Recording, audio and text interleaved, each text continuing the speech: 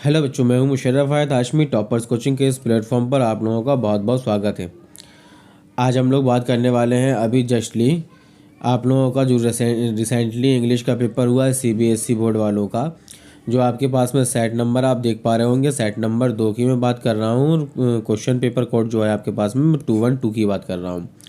तो जितने बच्चे ऐसे हैं जिनका सेट नंबर 2 और क्वेश्चन पेपर नंबर 212 है, वो लोग अपना 1 बाय 1 करके आंसर इस चैनल पर आप लोग मिला सकते हैं। इस वीडियो में एकदम एक्यूरेट जो आंसर आपको अगर मिलाना है तो वो इस वीडियो पे आप लोग मिला सकते हैं, ठीक है।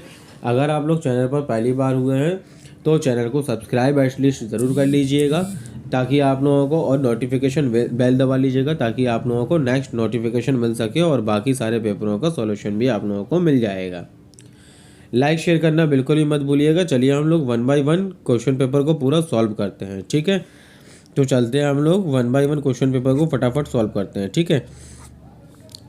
तो ये देखिए आपके पास में पहला क्वेश्चन था और पहले क्वेश्चन में जो रीडिंग स्किल क्वेश्चन है, ये सेक्शन 1 दिया था आपके पास में। इसमें एक पैराग्राफ दिया गया था आपके पास में, पूरा पैसेज था। तो ये आपके पास में 1 number passage, 2 number passage, 3 number passage and 4 number passage, 4 आपके पास में पैसेज दिए गए थे। और फिर उसमें 4 के बाद में इसमें आंसर वो कर रहा था कि based on your understanding of the passage answer the question given below.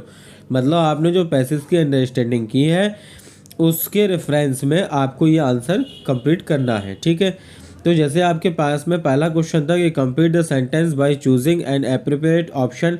तो इसके लिए बेहतर ऑप्शन क्या होगा? Avalanche can be caused by. तो इसका जो सही आंसर था आपके पास में वो था न्यू स्नो और रेन, ठीक है। पहला क्वेश्चन आपके पास में ये रहा।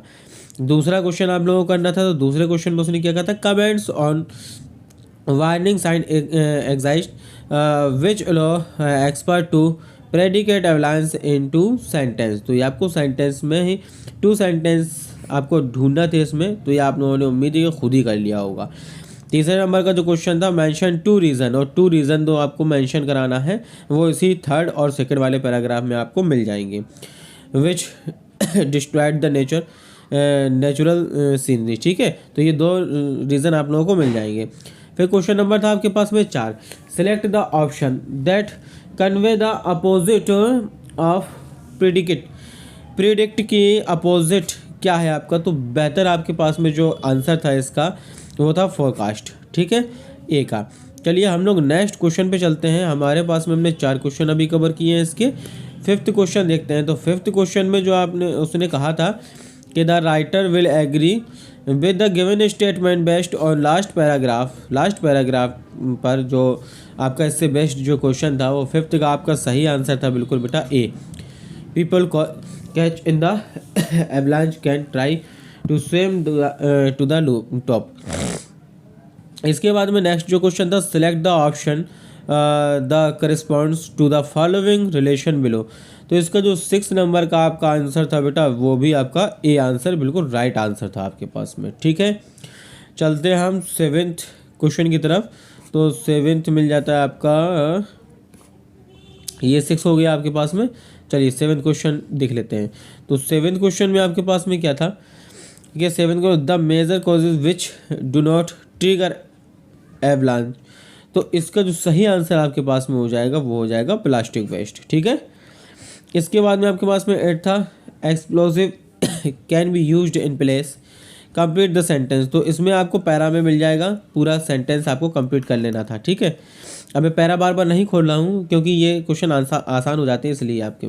9th क्वेश्चन था the word deadly in the third paragraph most nearly mean. तो इसमें ये जो आपके पास में दिया गया है थर्ड पैरा में, इसमें डेडली का मीन्स सबसे बेहतर कौन सा था आपके पास में? तो था लाइकली टू कॉज डेथ, ठीक है। चलिए हम लोग नेक्स्ट क्वेश्चन पे चलते हैं फटाफट, जल्दी ही करते हैं हम लोग, हाँ ठीक है। Select the most suitable title of the ever passage. तो इसका मोस्टली टाइटल जो था वो आपका एवलांच था, ठीक है। चलिए अब हम सेकंड क्वेश्चन की तरफ चलते हैं। तो ये आपके 10 क्वेश्चन हो गए। सेकंड में भी आपके पास में एक पूरा पैरा था यानी कि पैसेज था, और उसमें भी आपके 1, 2, 3 एंड 4 5 पैराग्राफ दिए गए थे, 6 पैराग्राफ थे, ठीक है। और इसमें फिर आपको क्वेश्चंस करना थे, ठीक है। तो चलिए हम लोग क्वेश्चन ही करते हैं कि for 1 reason for the following based on information in paragraph 1 में reducing traffic conjunction is not easy. तो इसे आपको पहले पैराग्राफ में इसका रीज़न आपको मिल जाना था। दूसरा क्वेश्चन जो आपके पास में, select the appropriate option to the complete the following sentence. Sentence को कंप्लीट करने के लिए कौन सा बेहतर ऑप्शन होगा आपके पास में, कौन सा बेहतर ऑप्शन हो सकता है आपके पास में। तो बेटा इसका आंसर हो जाएगा आपका, एक तो पहला वाला ये जो है ये बिल्कुल सूटेबल है और दूसरा वाला भी बिल्कुल सूटेबल है। 3 से लेकर 5 तक कोई सूटेबल नहीं है क्योंकि इनकी कनेक्टिविटी कुछ भी नहीं है। तो सी आंसर आपका बेहतर ऑप्शन था। ठीक है, चलिए हम लोग थर्ड क्वेश्चन की तरफ चलते हैं। तो थर्ड क्वेश्चन आपके पास में क्या कहता है, complete the following analogy correctly with the word या फ्रास। वर्ड या फ्रेस हमें कुछ भी फ्रॉम पैराग्राफ 5 से हमें छाटना था। तो ऑर्गेनाइज यहाँ पे दिया है, ठीक, और यहाँ पे दिया है लोवेस्ट। तो लोवेस्ट का आपका सीधा सीधा पैरा में मिल जाएगा आपको पीक। ठीक है, क्लू भी दिया है, just as organise is the antonyms of toxic. ठीक है, चलिए फोर्थ क्वेश्चन हम देखते हैं, the vehicle empty pollutant which effect, और यहाँ पर आपके पास में है डैश। तो फिफ्थ क्वेश्चन में आपके पास में फोर्थ क्वेश्चन है, तो फोर्थ क्वेश्चन में आपके पास में सीधा सीधा आ जाएगा। इधर पे आप लोगों को क्या लिख देना था, इन्वायरमेंट। क्या आ जाता है इसका, इन्वायरमेंट आ जाता। ठीक है, इसका सही answer. Complete the following sentence, और इस सेंटेंस को हमें कंप्लीट करना है, use of public transport will reduce, किसकी वजह से। तो आपको सीधा लिखना था ट्रैफिक कंजंक्शन। ठीक है ना, क्या जाता है इधर पे, इधर पे जाता है ट्रैफिक कंजंक्शन। ठीक है, 6 क्वेश्चन जो आपके पास में था, select the appropriate option which state the method of reducing traffic conjunction. तो इसमें आपको क्या था, चलिए इसके ऑप्शंस देख लेते हैं हम लोग। तो इसमें जो सही आंसर आपके पास में था, वो सही आंसर आपके पास में, एक तो ये आपके पास में सूटेबल ठीक था पहला वाला, और एक ये थर्ड वाला। तो पहला और थर्ड देख लेते हैं, इसमें पहला थर्ड डी में है। ठीक है, डी में पहला और थर्ड है। ठीक है, फर्स्ट एंड थर्ड है। चलिए फिर इसको आप लोगों को कर लेना था, analyse the state of the traffic between the years of 19 and 20। तो इसमें आपको ये देखना था कि 2022, तो इसमें सबसे ज़्यादा कम है और इसमें सबसे ज़्यादा है ट्रैफिक। तो इसको आपको देख लेना। फिर आपके पास में ये वाला जो क्वेश्चन था, सेवेंथ क्वेश्चन का आंसर आपको करना था इसमें। ठीक है, फिर 8th क्वेश्चन का भी answer, give the reason of increasing in vehicle conjunction बढ़ने का रीज़न क्या था, ये आप लोगों को देना था। फिर इसके बाद में ये वाला क्वेश्चन मिल जाएगा आप लोगों को, 9th क्वेश्चन क्या आएगा, फिर इन the blanks by the selected the correct option. तो करेक्ट ऑप्शन इस वाले का सेंटेंस का जो करेक्ट ऑप्शन हो जाएगा वो बेटा एडवर्स हो जाएगा, बिल्कुल, यानी कि बी हो जाएगा। फिर आपके पास में था क्वेश्चन नंबर 10। तो क्वेश्चन नंबर 10 में आप लोगों को वन वर्ड सब्स्टिट्यूशन से लिया गया था। वन वर्ड सब्स्टिट्यूशन में जो आपका ये था, one word similar is meaning the following sentence. तो इस सेंटेंस के लिए सबसे बेहतर सूटेबल था आपके पास में थिंकिंग, आप लिख देते। तो थिंकिंग के लिए सबसे बेहतर था, है ना, थिंकिंग सबसे बेहतर ऑप्शन था आपके पास में। फिर चलते हैं हम लोग क्वेश्चन नंबर 3 की तरफ। सेक्शन आता है बी, ग्रामेटिकली पोर्शन है एंड क्रिएटिव राइटिंग स्किल पे है। तो तीसरे का तो जो है आपके पास में attempt any 10 of the following question. तो इसमें 10 फॉलोइंग क्वेश्चन अटेंड करना थे आपके पास में। ठीक है, तो जो आपके पास में थर्ड का पहला क्वेश्चन था, थर्ड का पहले क्वेश्चन का सबसे बढ़िया ऑप्शन आपके पास में शट डाउन जाएगा। फिर आता है आपका सेकंड। तो सेकंड वाले ऑप्शन के लिए आपको सीधा सीधा कर लेना था क्या, उसने पूछा था इस सेंटेंस को पूरा कंप्लीट करना है, ये वाले सेंटेंस को पूरा बेटा कंप्लीट करना है यहाँ पर। तो आपको सीधा सीधा लिख देना था। मैं आपको ऐसे बोल के बता दे रहा हूँ, बार बार लिख नहीं रहा हूँ। Affirmative and confirmed that he was feeling stronger than, बस इतनी सी बात थी। फिर आता है आपके पास में थर्ड क्वेश्चन में आपके पास में ये था। तो थर्ड क्वेश्चन का जो सबसे बेहतर ऑप्शन होगा आपके पास में वो हो जाएगा मस्ट बी सी। इसके बाद हम चलते हैं क्वेश्चन नंबर 4 की तरफ। ठीक है, तो क्वेश्चन नंबर 4 में देखना था कि एरर कौन है और उसका करेक्शन कौन सा हो जाएगा। तो यहाँ पर सीधी सी कहानी ये है कि हैविस में एरर है और हैजिस का करेक्शन होगा। ठीक है, तो 4th क्वेश्चन आपका ये रहा। फिर चलते हैं हम लोग 5th क्वेश्चन की तरफ। ठीक है, 5th क्वेश्चन और 6th क्वेश्चन, 2 क्वेश्चन हमारे पास में सामने हैं। तो सूटेबल यहाँ पर जो आपके पास में आएगा 5th क्वेश्चन का, वो एकदम सही आंसर होगा आपके पास में वेटेड ऑन। ठीक है, ये हो गया आपका 5th क्वेश्चन। फिर आता है 6th क्वेश्चन। तो 6 क्वेश्चन में आप लोगों को क्या करना था, fill in the blanks by using the correct form the of the word in the bracket for the given portion of the letter. ठीक है, सब्जेक्ट है आपके पास में request for leave dear sir, तो ये आपको कह रहा था। तो इसमें आपको करना क्या था, 6 जो क्वेश्चन आपके पास में था वो आपको कुछ नहीं करना था, इसमें सिर्फ हैव टू का यूज़ होना था। किसका प्रयोग होना था, हैव टू लिख देना था आपको, और कुछ नहीं लिखना था। ठीक है, चलते हैं हम लोग आगे 7th क्वेश्चन की तरफ। ओके, तो 7th, ओ माय गॉड, तो ये रहा 7th क्वेश्चन। तो 7th क्वेश्चन में आप लोगों को देख लेना था कि 7th क्वेश्चन क्या है। तो ये आपका सीधा सीधा हो जाएगा, वही आपका स्टेटमेंट आ जाएगा साहब से। तो साहब ने क्या कहा था, तो सीधा सीधा आप लिख सकते हैं यहाँ पर, सीधा आसान सा है, सेम आ जाएगा आपका साहब वाला। ठीक है ना, साहब वाला सेंटेंस सीधा सीधा आ जाएगा आपके पास में। फिर आपके पास में चलते हैं 8th क्वेश्चन। तो 8th क्वेश्चन में देखना था फिर से एरर एंड करेक्शन। तो इसमें हमें ये देखना था कि कौन एरर किस में है और करेक्शन इसमें क्या आएगा। तो ये आपका आ रहा है एक्साइटिंग। देखिए ये आ रहा है एक्साइटिंग, और exciting it is not mature word, तो एक्साइटिंग ही यहाँ पर आ जाएगा एरर में, और इसका करेक्शन जो होगा वो करेक्शन आप एक्साइटमेंट लिख सकते हैं। ठीक है, एक्साइटमेंट आप लिख सकते हैं।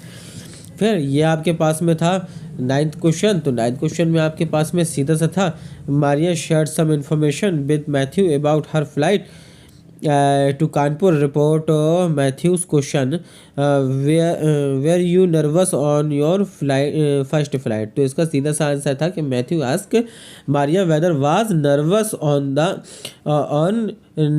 हर फर्स्ट फ्लाइट। ठीक है, सीधा सीधा हो जाएगा।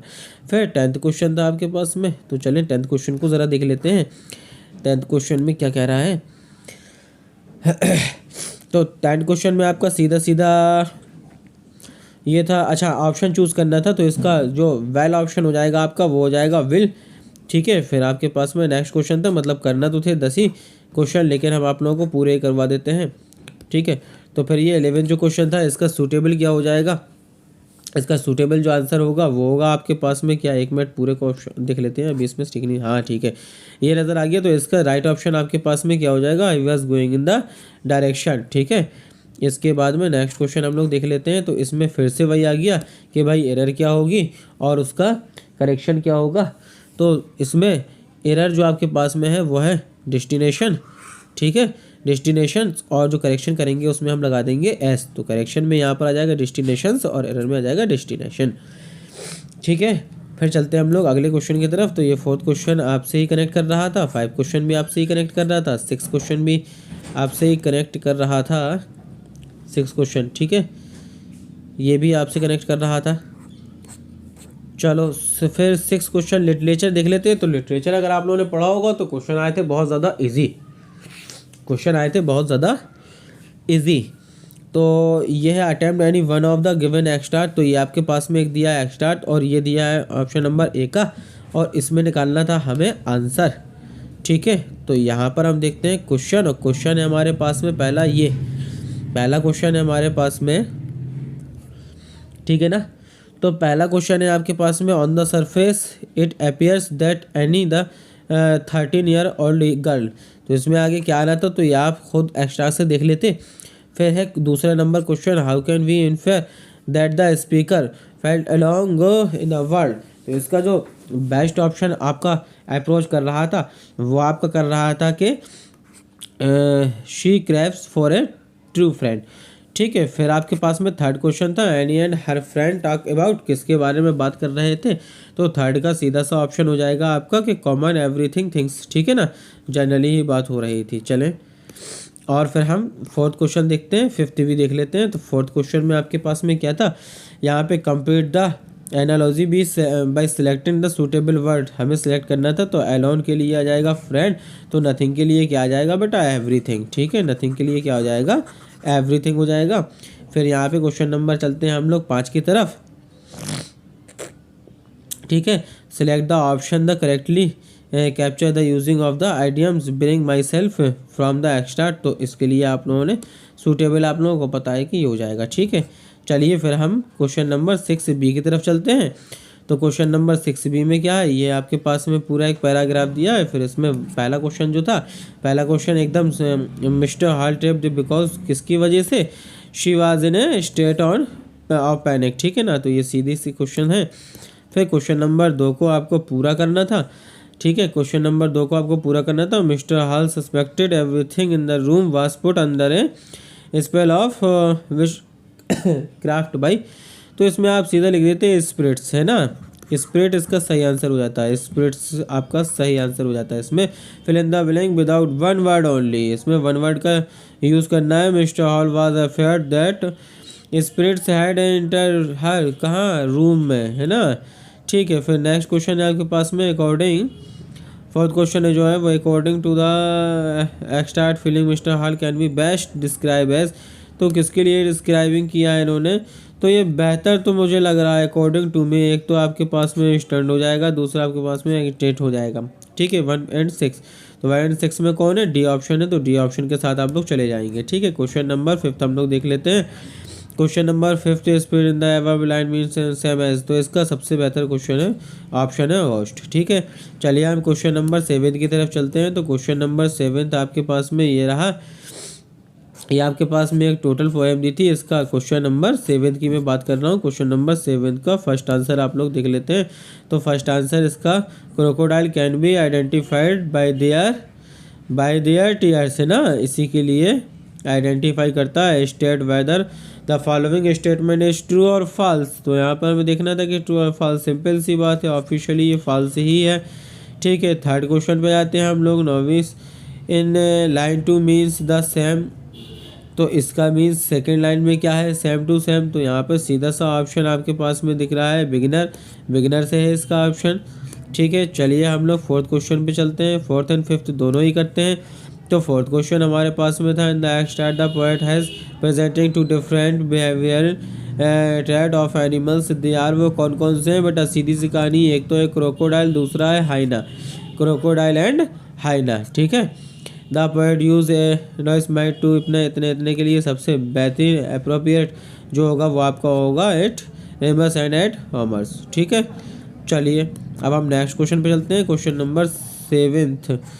नंबर 7 का भी ये रहा आपके पास में, है ना। क्वेश्चन नंबर 7, या अगर इसको सॉल्व करना था तो ठीक है, नहीं तो किसी ने अगर इसको सॉल्व किया है तो इसको भी मैं बता देता हूँ। तो ये फर्स्ट जो है आपके पास में फर्स्ट क्वेश्चन आपके पास में सीधा कंप्लीट करना था। Vivid spirit refer to the, किसके लिए, स्किन के लिए, ठीक है। इसके बाद which word from the extra is the opposite of lord, lord का क्या है बेटा, शांत हो जाओ, चुप बैठो, कायदे से सुनो, है ना, क्विट। इसके बाद में the use of the phrase pad of velvet means, इसका मतलब क्या हो जाएगा, सीधा सा मतलब बेटा है इसका पाव, ठीक। चलिए चौथा क्वेश्चन पे हम लोग चलते हैं। स्टेट वेदर इतने के लिए क्या करना था भाई, इसमें क्या करना था, चलिए देख लेते हैं। तो ये आपके पास में फोर्थ क्वेश्चन है ना, इसमें उसने ये निकालना था ट्रू और फॉल्स, तो ऑफिशियली ये ट्रू ही है अगर आप लोगों ने पढ़ा है अपना बुक्स तो। फिर the tiger was looking is shadow, ये सिंपल सी बात है, टू कैच इट्स प्रे, है ना, आगे बात समझ में। फिर ये सारे क्वेश्चन आप लोगों के खुद के करने के थे, ठीक है। तो बढ़िया, अगर पेपर मज़ा आया, सॉल्यूशन में अगर मज़ा आया तो बेटा एटलीस्ट लाइक शेयर ज़रूर कर दीजिएगा, और चैनल पर पहली बार हो तो सब्सक्राइब कर लीजिएगा।